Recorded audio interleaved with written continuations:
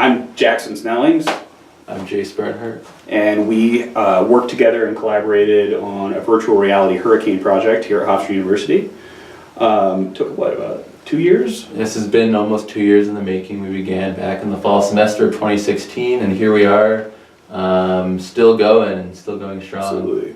So in my previous role here at Hofstra, I was an instructional designer for Faculty Computing Services, which is, I believe, EdTech now. And I was fortunate enough to work with Alex Smiros and build a virtual reality lab, which allowed us to show technology to interested faculty members. It was sort of like, let's look at this cool stuff that's starting to get cheap and see if people have ideas. And one of the people who bit was Jase, and we're going to talk about that a little bit. Just on a whim, I saw the email and thought, hey, cool, I've never done virtual reality before. I want to check this out. So I came over and Jackson and Alex showed it to me. And afterwards, we just were kind of sitting around spitballing, and I figured, wow, this would be a really cool way to demonstrate the fury of different weather-related natural hazards. There's one thing to see a video of, say, a hurricane making landfall or a tornado destroying houses, but to experience it in the immersive world of virtual reality where you hear the sounds and really see the sights up close, that has transformative potential. Yeah, and I think the one thing that virtual reality does really well is like kind of throw stuff at your face like a 3D movie. So it was exciting, and I think we noticed that it was approachable. And I think, you know, in my years doing projects with faculty members, Jase's enthusiasm level was really, really high.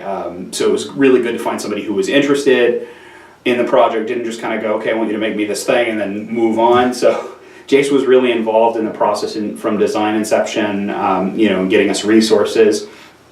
And we were really lucky to get the time that we needed to be able to make it. So from a technical level, Jase provided me and Alex with the ability, with sort of a set of criteria and effects, which was the Saffir-Simpson scale. You want to just explain that a little bit? Yeah, so the Saffir-Simpson scale is a way to rate the intensity of hurricanes. So it's probably the categories that everyone's heard of before. So it's categories 1 through 5. You get a hurricane once the winds are at least 74 miles per hour or greater. But even at that point, not all hurricanes are made equal, and basically the stronger the wind, the higher the category. And once you get to category 3 or higher, that's referred to as a major hurricane. That's where winds are at least 111 miles per hour or greater. That's obviously serious stuff, and those are the hurricanes that when they're approaching a vulnerable area, people really should be, you know, taking cover, evacuating, making preparations. So that's what we wanted to get at, simulating. Absolutely. I think one of the exciting things was that, or I guess one of the things that made this a lot more practical or approachable was that each one of those stages has a specific set of effects that are almost like a different level in a video game. So, you know, with Jase's expertise kind of explaining how things would occur naturally in the environment, we were able to script and create those effects, you know, in a way that wasn't overly dramatic. Like it wasn't a video game, but there's still sort of an element of drama and energy to it. You know, that was really great to be able to kind of have a clear roadmap as to what we needed to accomplish and what we needed to implement. So although sometimes, you know, weird things would happen, we were working in Unity, which is a game development platform, which I think has a lot of promise across the board for all sorts of educational technology. But we would have weird things happen, right? Like trash cans that would hover in the middle of the air, or, you know, cars that would bounce and disappear into the ground. And magical floating trash cans. Magical floating trash cans. Yeah, I think we still have those from time to time. So it's I mean, I think the exciting thing about using our live game engine is that it does use real physics, you know, real in quotation marks, but, you know, there are elements of you know, drag and angular drag and you know, weight and gravity that you can do to kind of implement these things. So there are you know, there are parallels between this thing that's being generated and reality. So I think that's really exciting. So I think one of the things we struggled with for a while was like water effects and buoyancy, which, you know, we'll show you clips of. But. Yeah, sure. As Jackson mentioned, it was great collaboration. Really, a lot of work done by Jackson and Alex Smiros, and putting together the simulation. Me just every once in a while meeting and giving just guidance, very basic guidance on the scientific aspect, and exactly making something that'd be realistic and meaningful to people, and exactly not too dramatic, not too video game like, and really after a lot of hard work, they succeeded in doing just that. And the water is really the big thing, right, Jackson? Right. Making sure that it looks realistic, because water is typically the biggest killer in hurricanes. And we think about wind speed and those sexy numbers, 180 mile an hour winds or something. But really, the damage maker, the killer, is typically water. So having very realistic water is the key of properly communicating the hazard, which again is often the storm surge flooding. Yeah, I think the big natural elements like wind and roof coming off. So, but it's also some of the little things. I think that's one of the things that gets neglected in some VR applications. It's like we have a lamp that falls over, or there's a soccer ball, or the window breaks and the TV falls over. So I think and all of those take time, and it's a struggle, I think, between trying to create something that is pedagogically and scientifically sound, and making something that's kind of designed in a game engine. So it's really easy to make it like a video game. So I think that was sort of the element we all kind of fought, was just making this kind of overly entertaining. But what would you say, it was around late October when we got this thing launched? Yeah, so the timeline has been a long but very fruitful already collaboration with plenty more exciting stuff to come. And fall 2016 is when this all was hatched, and yeah, almost a year later, fall 2017 is when, about October 2017, when the simulation was completed. And then we started surveying mainly students, but anyone in the Hofstra community on campus in the student center, to see what they thought about the simulation in the lens of, is this a good way to communicate the potential of what might happen from a hurricane? And meteorologists, I myself being one, we often struggle in communicating to the public. So why not try to capitalize on this new, immersive, frankly exciting and interesting technology to better communicate, going beyond just simple words and graphics and maps that people barely understand or just don't really look through because it's boring. Yeah, I mean, from my standpoint, I did some of the surveys with your team. Who are they actually? We should probably shout out. Right, so a bunch of undergraduates have helped out. So in the fall we had Yvonne Bermejo, Angela Rienzo has continued through the project, Kara Swan helped in the spring as well, and some other students, and have been instrumental in running the survey. Yeah, and Angela actually was very critical and did help out a lot, even in the design meetings sometimes. So it was good to work with her. And she'll be here for a couple more Excellent. years. So we have her. That's always the fear, right? We lose our students. Yeah.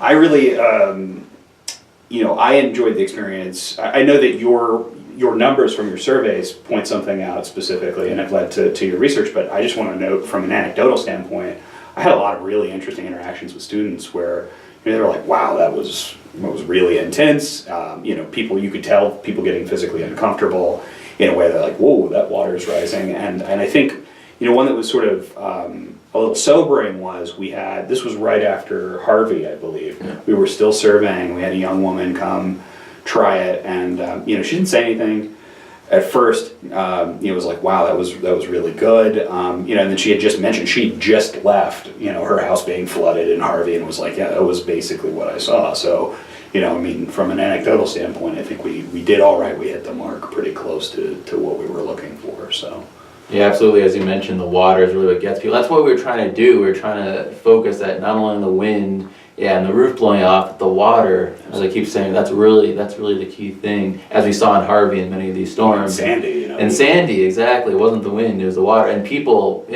would get very frightened watching that water come up to chest level, and you'll be looking right down and all around and seeing that water. Maybe I should leave. Maybe I should get out. Yeah, maybe be bad. Take the warning. So yeah, really, exactly. It seemed to really work the way we expected and hoped it to, and that's why this is very exciting potential to continue on with this research and hopefully eventually operationalize this, because it's just so effective in showing people what's going to happen, and again, showing it to them in a way that is interesting and can provide that visceral reaction. Yeah, we've had some communication with people outside of Hofstra as well on this. Did we talk to the? Yeah, we've collaborated and spoke to the National Hurricane Center. That's the lead government agency for forecasting hurricanes, communicating warnings. And I presented at conferences and spoke with people at other universities, and lots of excitement around this. So we're on the cutting edge, and we're going to hope to continue to lead the way in this, because we're very early on in this. VR is just starting to become a big thing, and we're the first people to be applying it to this specific problem of weather communication. Absolutely. I think, and that's one of the reasons why I'm still involved with the project, right? I have a new role at Hofstra, and I am incredibly busy, but I really do care about this project, and frankly, it's just so interesting from kind of a skills development standpoint that to be able to work on this and to be able to kind of, we continue to kind of bounce back ideas on where this can go. So I think there's some more refinement that we're going to do in the hurricane side of things with our communications with the National Hurricane Center. But then there are all sorts of other weather events that we're excited to try too. Yeah, there's so many. Obviously, the traditional tornado destroying things. Also, I had a recent conference call with folks at NOAA, that's the agency in the Department of Commerce that heads the National Weather Service National Hurricane Center. There's some folks that are interested in rip current simulation potentially. So yes, so many ways this can be applied to those natural disasters and hazards to help better prepare people and raise awareness. And maybe save some lives. No, I'm just kidding. No. We're heroes. That's the goal. Put that in. I will end you. No, actually, when you mention rip currents, actually, that would, it's funny. These things really do affect. I mean, we have 2 or 3 people in Oregon die every year from rip currents, and so I think it's interesting to try to tackle these problems within the existing software and develop our skills. Right, like I was not as good as I am now. I'd worked on a little bit of PR work for Hofstra before, but I have a much better command of the situation. I know you're learning. Yeah. I know Alexander Smiros is learning. So you have submitted a paper, correct? Yeah, so we submitted a paper on, again, that preliminary work we discussed last fall, 2017, mainly surveying just in the Student Center at Hofstra, as well as a few other events. And it's currently under review in a journal for the American Meteorological Society, the Bulletin of the American Meteorological Society, which is actually the top journal, the most influential journal in atmospheric sciences or meteorology. So that should get published and will be exposed to all the top meteorologists and similar people in the world. Read that journal. So we're gonna quickly get lots of attention. Newsday on the That's right. We had a article on this, both web and traditional print. Yeah, in the traditional paper and a video supplement online too. So we're already garnering a lot of attention. Everyone loves to read about new technology, and VR is right there. I think that's one of the great things about this medium is that it's it's easy to actually put it on the web, because you can put it on the web as a 360 video. It's not the same experience, but you can kind of give somebody an idea of what this is like. If they have no idea what the experience is like, you can give them this video that can play on a cell phone or something like that, and then move into kind of the more refined experience with the different types of hurricane levels. So I think that's one of the exciting things about this, is it can kind of transmit across all sorts of mediums. So. Sure, yeah, certainly lots of room to grow. Again, not only with the hurricane, but with the many other types of weather that we experience here on Long Island and across the world. Absolutely. I think one of the ones you mentioned that I was really excited about was fog, which is a very simple thing to do, but it's also like, you've ever been in a car on the freeway and fog, it's terrifying, so I think. And can lead to death. Absolutely. Injuries and death and Absolutely. accidents. So I think, again, another reason I think we all like working on these projects is that, if they do influence people in a positive way to make better decisions, heck, you don't get to do that every day. No, absolutely. It doesn't seem like much when you're sitting behind a computer, kind of isolated, but it really can have an impact, because people are still so hesitant for whatever reason to listen to warnings coming from the government about weather, even if it's immediate. Even they can see the tide rising and the hurricane's starting to approach.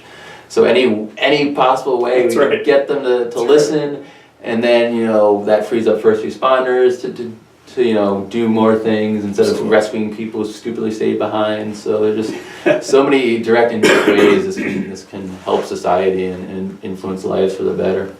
Yeah, absolutely. So I think, it's been a pleasure working with you. It's been great. I hope to continue the collaboration Absolutely. in the future, and I really want to thank Monica Yatsila and Catherine Fisher for the resources and opportunity that they provided.